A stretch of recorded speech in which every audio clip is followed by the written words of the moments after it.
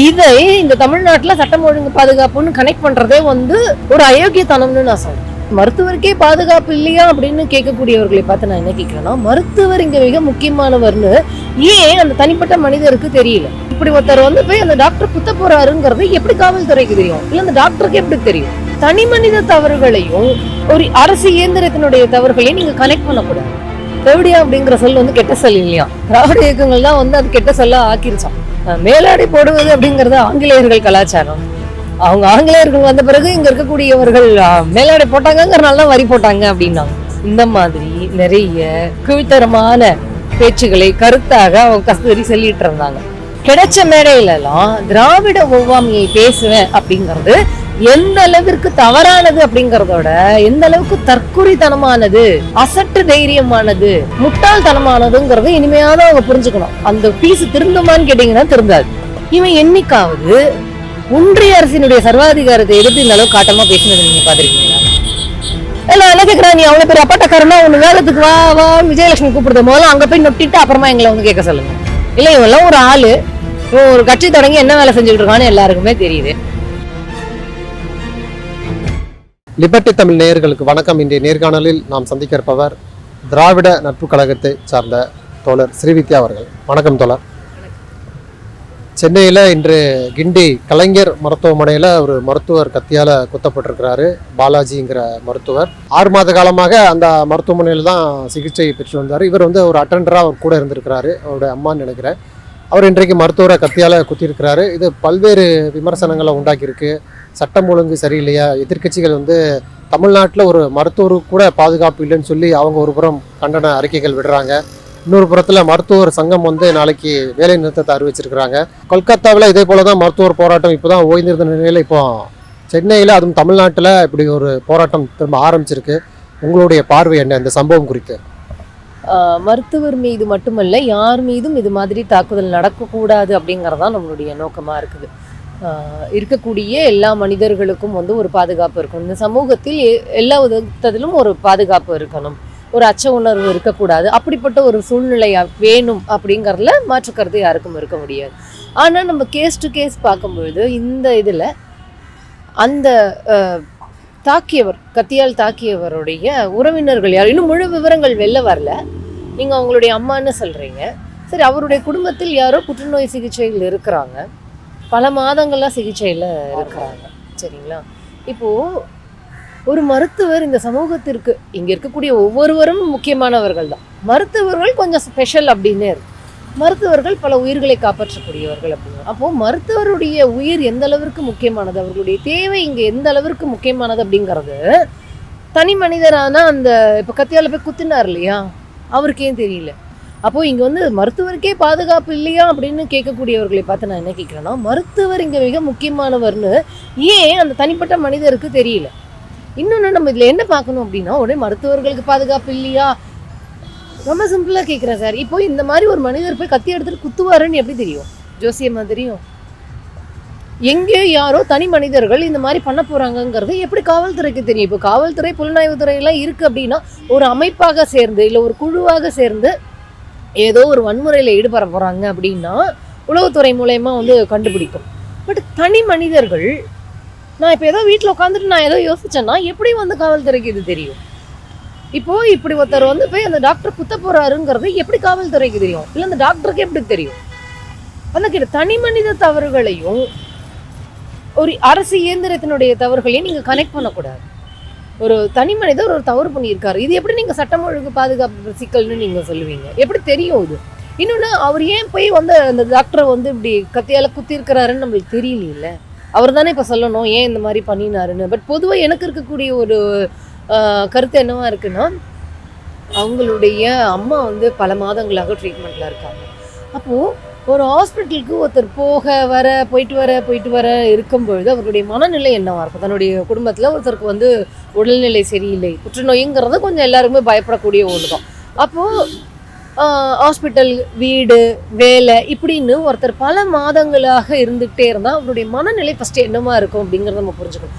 அப்போது ஏதோ ஒரு அழுத்தத்தின் காரணமாக அவர் இந்த வேலையை அவர் செஞ்சுருக்கிறாரு, இந்த வன்முறையில் ஈடுபட்டிருக்காரு அப்படின்னு தான் புரியுது. இதை இந்த தமிழ்நாட்டில் சட்டம் ஒழுங்கு பாதுகாப்புன்னு கனெக்ட் பண்ணுறதே ஒரு அயோக்கியத்தனம்னு நான் சொல்றேன். எப்படி தெரியும்?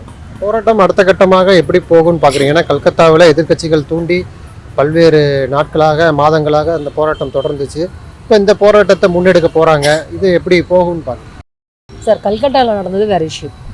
அங்கே பயிற்சி மருத்துவருக்கு இந்த மாதிரி ஒரு பிரச்சனை நடந்திருக்கு. அது அந்த மருத்துவமனையோட கவனக்குறைவாக இருக்குது. அந்த மருத்துவமனையினுடைய டீனுன்னு சொல்லப்படுற அந்த மருத்துவரே வந்து அலட்சியமாக இதை ஹேண்டில் பண்ணியிருக்கிறாரு அப்படிங்கிறதும் அங்கே பிரச்சனை. சரிங்களா? இங்கே அது இல்லை. நோயாளியோனுடைய உறவினர் வந்து டாக்டர் இப்படி தாக்கியிருக்கிறாரு. இதுக்கும் சட்டம் ஒழுங்குக்கும் என்ன பிரச்சனை? இப்போ போராட்டம், மருத்துவர்கள் செய்கிற போராட்டத்தை நம்ம எப்படி எடுத்துக்கணும்னா, இன்னுமே எங்களுக்கு சட்டத்தை வந்து டைட்டன் பண்ணி கொடுங்க, இன்னுமே எங்களுக்கு பாதுகாப்பை உறுதி செய்யுங்க, இதை பற்றின ஒரு அவேர்னஸை க்ரியேட் பண்ணுங்க அப்படிங்கிறத நோக்கி தான் அந்த போராட்டம் இருக்கே தவிர எதிர்க்கட்சிகள் ஆசைப்படுவது போல அப்படி ஒரு இதெல்லாம் ஒன்றும் இங்கே நடக்காது. இப்போ கஸ்தூரி அவர்கள் தொடர்ந்து தலைமறைவாக இருக்கிறாங்க. அவருடைய மொபைல் எண் வந்து சுவிட்ச் ஆஃப் செய்யப்பட்டிருக்குது. 2 தனிப்படை அமைச்சிருக்கிறாங்க அவரை பிடிக்கிறதுக்கு. ஏற்கனவே கஸ்தூரி அவர்கள் அந்த தெலுங்கு மக்கள் குறித்து பேசினதற்காக வருத்தம் தெரிவித்தார். கோர்ட்டில் கூட முன்ஜாமீன் கேட்டிருந்தாங்க. ஆனால் முன்ஜாமீன் இன்னும் கொடுக்கல. அந்த வழக்கு வந்து நவம்பர் 14ஆம் தேதிக்கு ஒத்திவைக்கப்பட்டிருக்கிறது. அதற்கிடையில் அவரை கைது பண்ணணும்னு சொல்லி காவல்துறை மும்முரமாக இருக்கிறதாகவும் அதனால் அவர் தலைமறைவாக இருக்கிறதாகவும் ஒரு தகவல் இருக்குது. உங்களுடைய பார்வை என்ன? அவங்க மன்னிப்பு கேட்கல. முதல்ல நீங்கள் கொஸ்டின் கேட்கும்போது அவங்க மன்னிப்பு கேட்டாங்க அப்படின்னு சொன்னீங்க. இல்லை அவங்க முதல் நாள் பேசிட்டு மறுநாள் அவங்க யூடியூப்க்கு கொடுத்த இன்டர்வியூஸ் எல்லாம் பார்த்தீங்க அப்படின்னா தான் பேசியதை நியாயப்படுத்தி தான் அவங்க பேசினாங்க. இப்போ நம்ம கஸ்தூரிக்கு சொல்ல வேண்டியது என்ன இருக்குது அப்படின்னா, ஒரு எந்தவித கொள்கையும் இல்லாமல், அரசியல் கொள்கையும் இல்லாமல் கிடைச்ச மேடையிலலாம் திராவிட ஒவ்வாமையை பேசுவேன் அப்படிங்கிறது எந்த அளவிற்கு தவறானது அப்படிங்கிறதோட எந்த அளவுக்கு தற்குறித்தனமானது, அசட்டு தைரியமானது, முட்டாள்தனமானதுங்கிறது இனிமையாக அவங்க புரிஞ்சுக்கணும். அந்த பீஸு திருந்துமான்னு கேட்டிங்கன்னா திருந்தாது.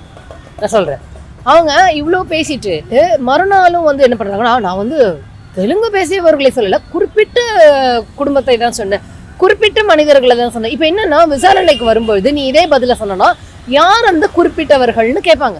நீதிபதி கேட்டாரு, பொதுவாக நீங்கள் சொல்லக்கூடாது, அதாவது மண்ணை வாரி தூத்திட்டு மன்னிப்பு கேட்கறதெல்லாம் சரியான நீதிபதி கேட்டார். இப்போ நான் குறிப்பிட்ட இவங்கள தான் சொன்னேன் அப்படின்னா இதை விட அது ஸ்ட்ராங் கேஸ் ஆகுங்கிறது தான் என்னுடைய வியூவாக இருக்கு. நீ குறிப்பிட்ட குடும்பத்தை ஜாதியின் அடிப்படையில் நீ சொல்லியிருக்கிற அப்படிங்கிறது இதை விட இன்னுமே அஃபென்ஸாக தானே முடியும். நான் என்ன சொல்ல வரேன்னா, கஸ்தூரி இந்த மாதிரி முதல் நாள் பேசிடுறாங்க, பிராமணர்கள் பாதுகாப்பு கூட்டத்தில் வந்து பேசிடுறாங்க. இப்படி பேசின உடனே ஒரு இஷ்யூ ஆகுது இல்லையா? அட்லீஸ்ட் ராவோட ராவா கஸ்தூரி அவங்களுடைய நல்ல நண்பர்களுக்கெல்லாம் ஃபோன் செய்து இந்த மாதிரி நான் பேசிட்டேன், இது ஒரு இஷ்யூ ஆயிடுச்சு, என்ன பண்ணுறது அப்படின்னு நல்ல அட்வைஸை கேட்டிருந்தாங்கன்னா மறுநாளும் தான் பேசிய ஒரு கீழ்த்தரமான பேச்சை நியாயப்படுத்துகிற மாதிரி இன்டர்வியூ கொடுத்துருக்க மாட்டாங்க. அவங்க மறுநாள் பேசினதும் இப்படி தாங்க பேசினாங்க. மறுநாள் அவங்க யூடியூப்பில் அவங்க கொடுத்த இன்டர்வியூ பார்த்தீங்கன்னா இதை விட ரொம்ப அபத்தமாக, இதை விட ரொம்ப மோசமாகலாம் அவங்க பேசியிருந்தாங்க. நீங்கள் அந்த இன்டர்வியூ பார்த்தீங்களா இல்லையான்னு தெரியல, அந்த கொடுமையை நான் பார்த்தேன். அதில் அவங்க என்ன சொல்கிறாங்கன்னா,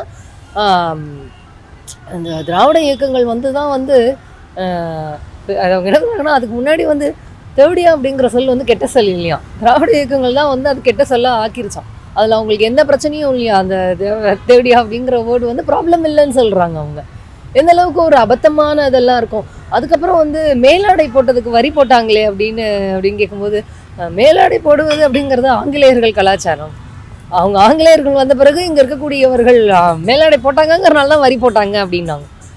இந்த மாதிரி நிறைய ஒரு கீழ்த்தரமான பேச்சுகளை கருத்தாக அவங்க கஸ்தூரி சொல்லிட்டு இருந்தாங்க. இப்போது பர்டிகுலராக கவர்மெண்ட் என்ன ஆர்கியூ பண்ணதுன்னா, 2 மாநிலங்களுக்கு நடுவில் இது ஒரு சிக்கலை ஏற்படுத்தும். இப்போ வரைக்கும் ஜட்ஜோட கேள்விங்கிறது சரியானதாக இருக்குது. நம்ம திரும்ப திரும்ப சொல்கிறோம், இங்கே வந்து சீமான் போன்ற கும்பல்கள்லாம் வந்து தெலுங்கு பேசுகிறவர்களை எதிரியாக காட்டுகிறது அப்படிங்கிறதனுடைய நோக்கம் என்ன அப்படின்னா வேறு. இப்போ எம்ஜிஆர் உயிரோடு இருந்திருந்தார் அப்படின்னா மலையாளிகள் வச்சு பேசியிருப்பாரா சீமானை? ஒன்று இருக்கு இல்லையா? அப்போது இவர்களுக்கு திராவிட ஒவ்வாமைன்னு இருக்கிறதுனால தெலுங்குகளை பகையாக வச்சு பேசுறது அப்படின்னு இருக்குது.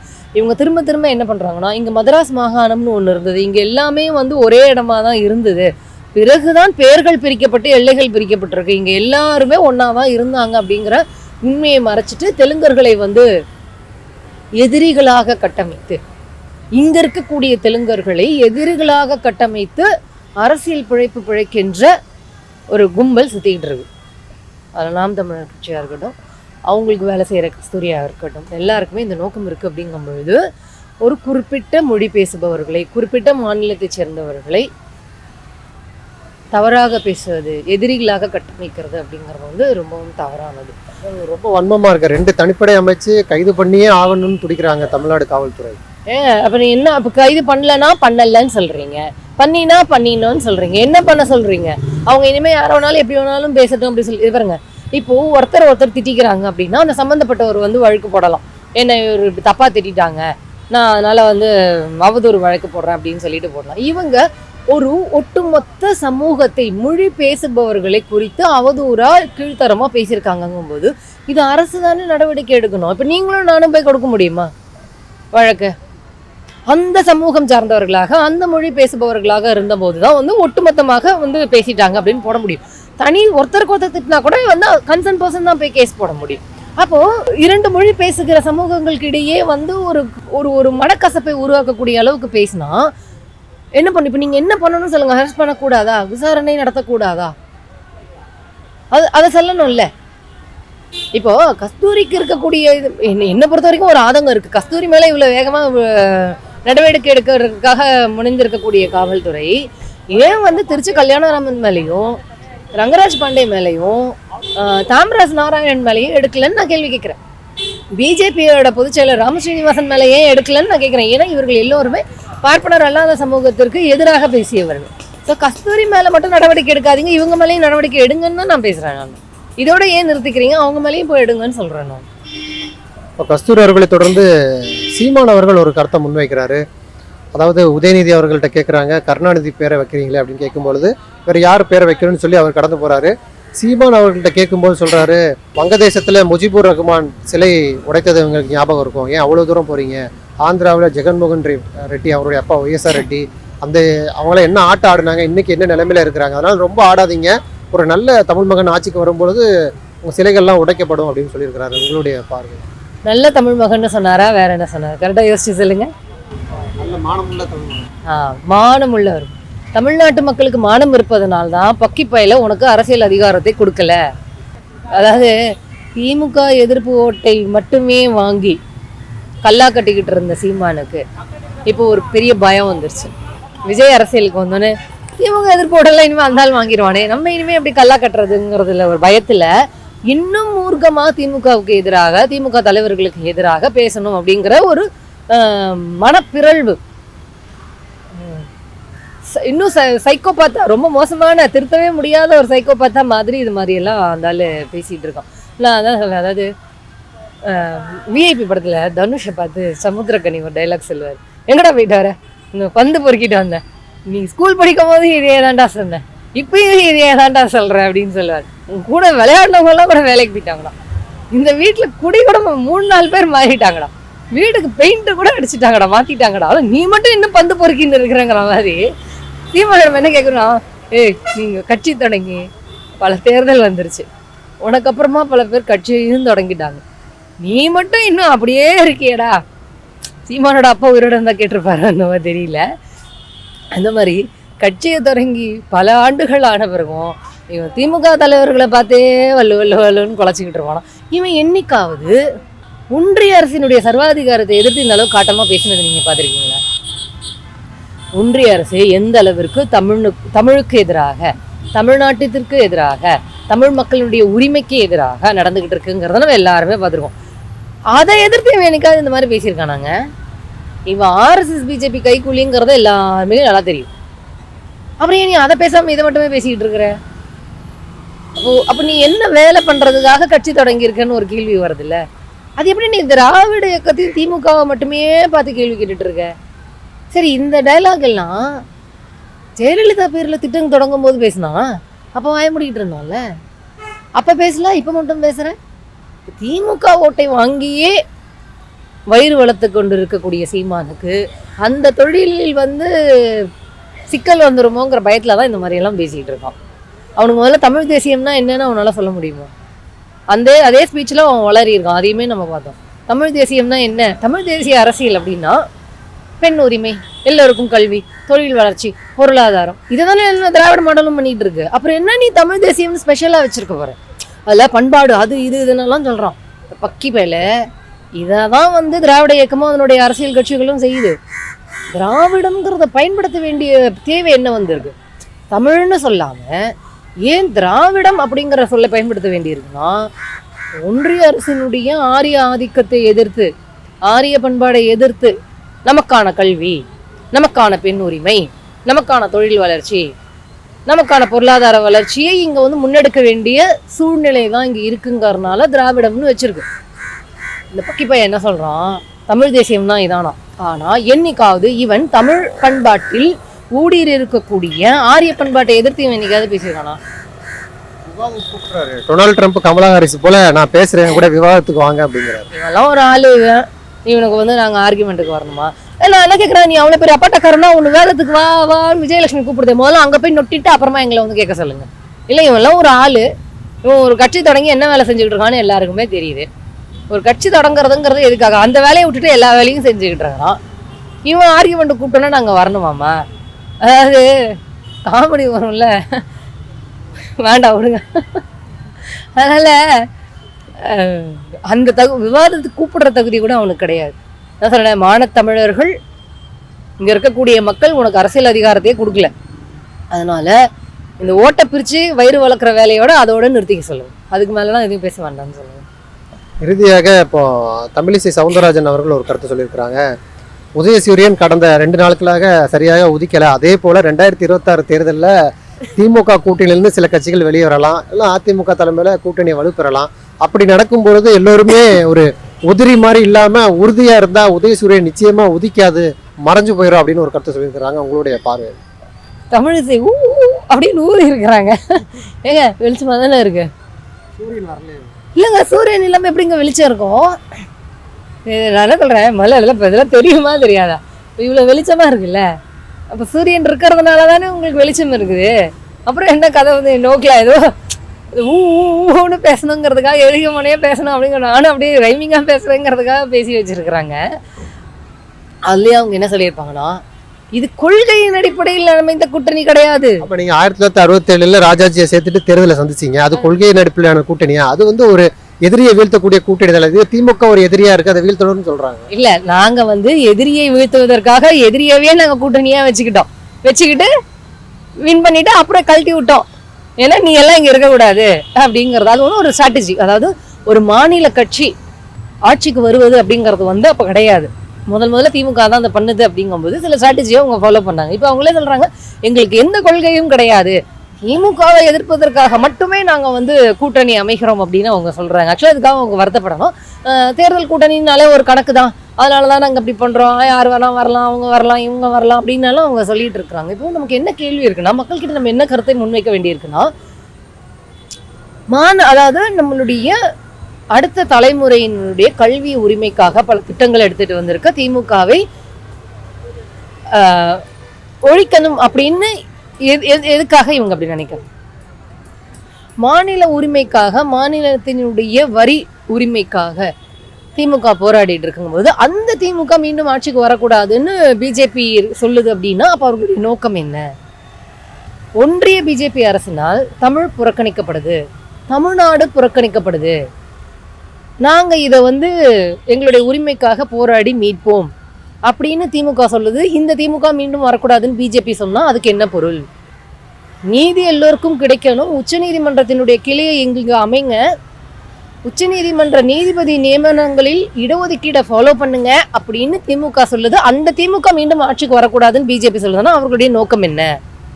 ஆல் இண்டியா மெடிக்கல் கோட்டால ஓபிசிக்கு ரிசர்வேஷன் கிடையாதுன்னு பிஜேபி சொன்னபோது அதை எதிர்த்து உச்சநீதிமன்றத்தில் வழக்காடி வின் பண்ண திமுக திரும்பவும் ஆட்சிக்கு வரக்கூடாதுன்னு பிஜேபி சொல்லுதுன்னா அப்போ பிஜேபியினுடைய நோக்கம் என்ன? தேர்தல் கூட்டணி எல்லாமே இருக்கு, பட் இவங்க இப்படிப்பட்ட கட்சி வரக்கூடாதுன்னு சொல்லுதுன்னா அதற்கான நோக்கம் என்னங்கிறத மக்கள் புரிஞ்சுக்கணும். அப்போ அவர்களுடைய கூட்டணி எப்படிப்பட்ட ஒரு கூட்டணி? அவங்க ஒரு கட்சிங்க, நாங்கள் எதிர்க்கிறோம், நாங்கள் வேற கட்சின்னு சொல்றது ஓகே. இதெல்லாம் பண்ணிக்கிட்டு இருக்க திமுக திரும்ப வரக்கூடாதுன்னு அவங்க சொல்றாங்கன்னா அவர்களுடைய நோக்கம் தமிழ்நாட்டு மக்கள் ஏற்கனவே வந்து உரிமை சார்ந்து அரசியல் விழிப்புணர்வு சார்ந்து இருக்கிறாங்க, அது வந்து நடக்கக்கூடாது அப்படிங்கிறதுனால இவங்க திமுகவை எதிர்க்கிறாங்க. அப்போ திமுகவை எதிர்த்து இவங்க மொத்தமாக நிற்கிறாங்க அப்படின்னாலே தமிழ்நாட்டு மக்களுக்கு எதிராக இருக்கிறாங்கன்னு நான் சொல்லுவேன். நன்றி மேடம், நிறைய நல்ல தகவல்களை நேயர்களுக்கு சொல்லியிருக்கீங்க. உங்களுடைய நேரத்துக்கு மிக்க நன்றி.